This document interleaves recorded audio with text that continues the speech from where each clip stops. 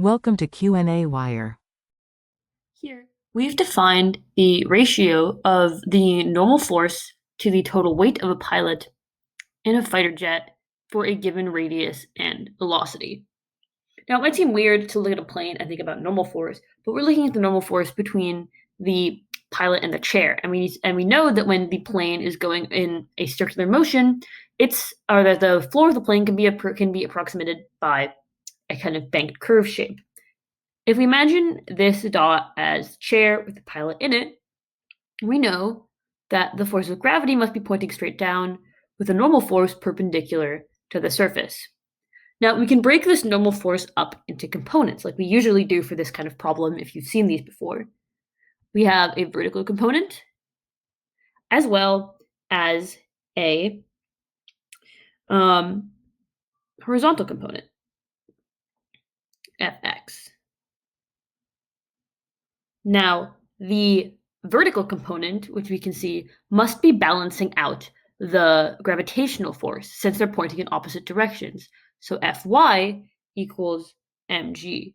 The horizontal component Fx is pointing directly toward the center of our circular motion, so therefore it must be responsible for the centripetal force, mv squared over r. Now, since every force is just the addition of its components, we know that Fn must be equal to these two forces added together. Fx plus Fy, or mg plus mv squared over r. Now, in this problem, we want to find the ratio between normal force and the total weight of the pilot. So let's divide both sides by weight. Now, weight is equal to mg. So that means that the first term of our addition just ends up being 1, and the second term ends up being v squared over gr, as our m's cancel out and we have to divide by g. So now we can plug in. We move this over here.